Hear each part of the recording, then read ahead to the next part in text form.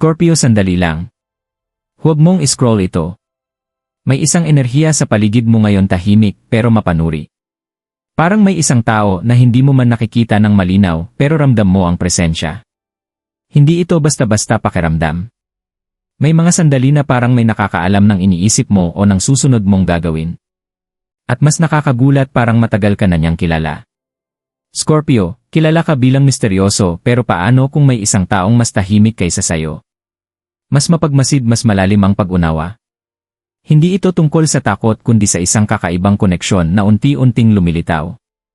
Ang tanong, handa ka bang harapin kung ano ang maaaring matuklasan mo? Sa mundo ng Scorpio, hindi lahat ng nakikita ay totoo, at hindi lahat ng totoo ay agad mong nakikita.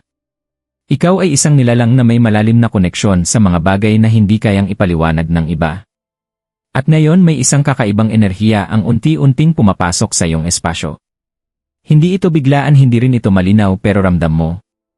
May mga pagkakataon na tila may nakamasid sa iyo, hindi para husgahan, kundi para unawain ka sa mas malalim na paraan. Isang presensya na hindi mo pa lubos na nakikilala, pero parang matagal nang konektado sa iyo.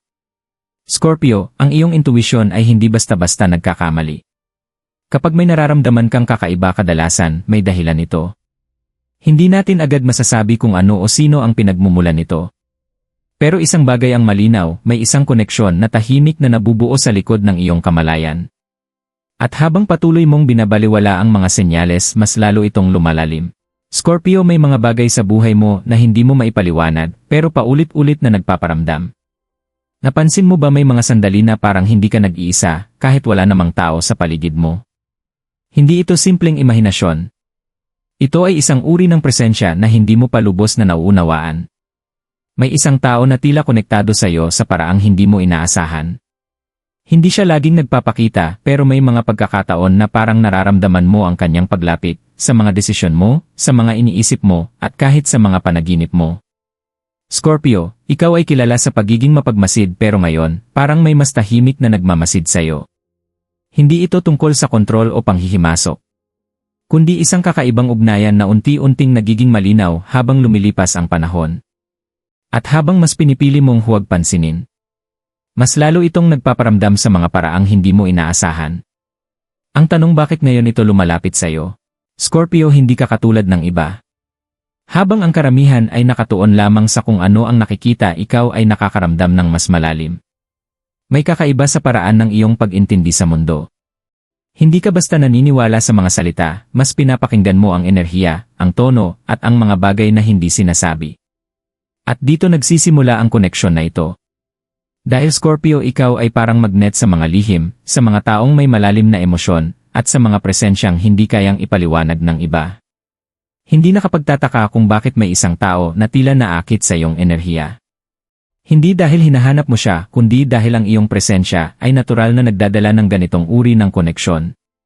May mga pagkakataon na nararamdaman mong parang may nakakabasa ng iyong katahimikan. Hindi dahil ipinapakita mo ito, kundi dahil may mga taong kayang unawain ang lalim ng iyong pagkatao. At ngayon parang may isang tao na unti-unting nakakapasok sa espasyong iyon. Hindi ito basta-basta nangyayari sa kahit kanino. At hindi rin ito isang bagay na dapat mong baliwalain. Scorpio, minsan, ang mga koneksyon na hindi mo hinahanap ang siyang may pinakamalalim na kahulugan. Scorpio, minsan, ang mga bagay na totoo ay hindi sumisigaw, kundi pabulong na nagpaparamdam. Napapansin mo ba ang mga kakaibang pagkakataon? Yung bigla mong maiisip ang isang tao, tapos parang may koneksyon agad na lumilitaw. O kaya naman, may mga sitwasyon na parang pamilyar, kahit unang beses mo palang nararanasan. Hindi ito simpleng coincidence. May mga senyales na dahan-dahang lumalapit sa iyo. Mga maliit na detalye na madalas mong binabaliwala. Mga tingin na parang may gustong sabihin. Mga mensahe na tila may nakatagong kahulugan. At mga sandali na parang may nakakaalam ng nararamdaman mo kahit hindi ka nagsasalita. Scorpio, hindi ka madaling malinlang. Pero minsan, ang pinakamisteryosong bagay ay dumarating sa paraang napakasimple.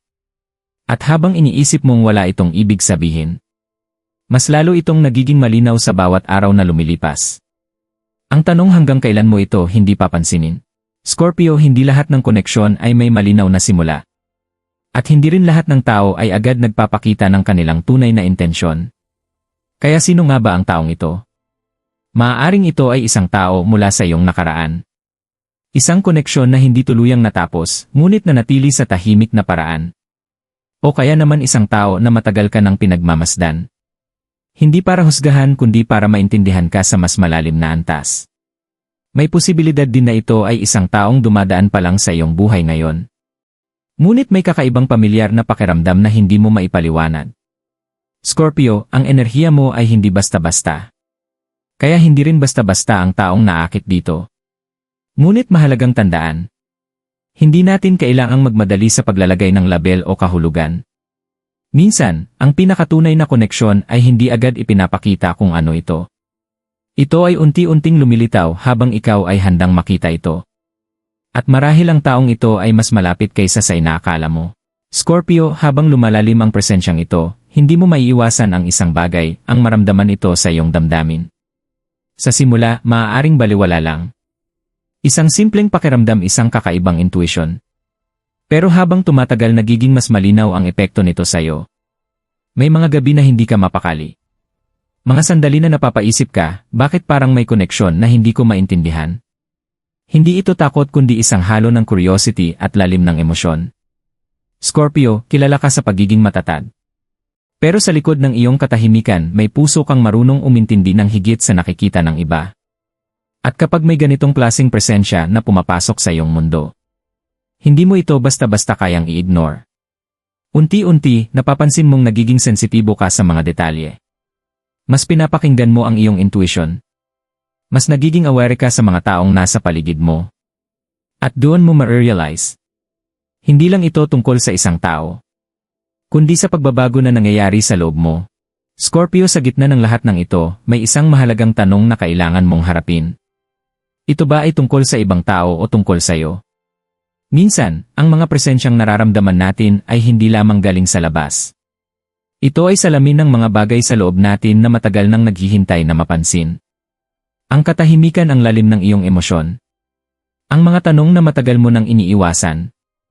Lahat ng ito ay unti-unting lumalabas sa pamamagitan ng koneksyong ito. Scorpio, hindi ka lang nakakaranas ng isang misteryo. Ikaw ay dumadaan sa isang proseso ng pag-unawa sa sarili. Habang iniisip mo kung sino ang taong ito, mas lumilinaw na may bahagi sa iyo na gustong makita, maintindihan at tanggapin. Hindi lahat ng koneksyon ay para hanapin ang iba. Minsan ito ay para mahanap mo ang sarili mong katotohanan. At marahil ang pinakamahalagang sagot ay hindi kung sino siya, kundi kung ano ang ipinapakita nito tungkol sa iyo. Scorpio, darating ang isang sandali na hindi mo na kayang baliwalain ang lahat ng ito. Hindi dahil pinipilit ka, kundi dahil may bahagi sa iyo na nagsisimula ng makakita ng mas malinaw. Ang mga senyales na dati mong ini-ignore, ngayon ay mas nagiging pamilyar. Ang mga pakiramdam na dati mong tinatabunan, unti-unti mong hinaharap. At dito nagsisimula ang pagbabago. Hindi man biglaan, pero ramdam mo na may shift sa iyong awareness. Mas nagiging bukas ka sa posibilidad. Mas nagiging matalim ang iyong intuition. Scorpio, hindi mo kailangang hanapin agad ang sagot. Dahil minsan, ang tunay na pagbabago ay nangyayari kapag pinapayagan mong mag-unfold ang mga bagay sa natural na paraan. At habang tinatanggap mo ang prosesong ito, unti-unti mong nakikita ang mga bagay na dati ay nakatago lamang. Maaaring hindi pa malinaw ang lahat. Pero isang bagay ang sigurado. Ikaw ay hindi na katulad ng dati mong sarili. Scorpio, sa gitna ng lahat ng ito, hindi mo kailangang madaliin ang pag-unawa. Hindi lahat ng nararamdaman ay kailangang bigyan agad ng kahulugan. At hindi rin lahat ng koneksyon ay kailangang habulin. Minsan, ang pinakamahalagang gawin ay ang huminto at makinig sa sarili mong intuition.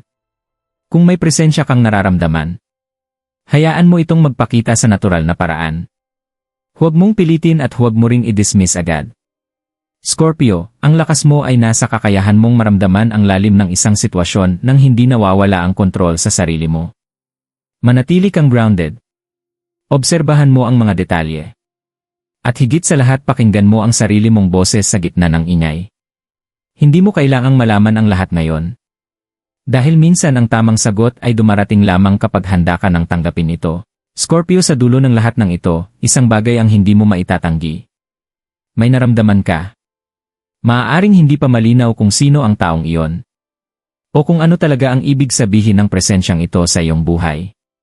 Pero ang mahalaga nagising ang isang bahagi sa iyo na matagal ng tahimik. At minsan, iyon ang tunay na simula. Hindi ng isang kwento sa iba, kundi ng mas malalim mong pag-unawa sa sarili mo. Scorpio, hindi lahat ng misteryo ay kailangang resolbahin agad.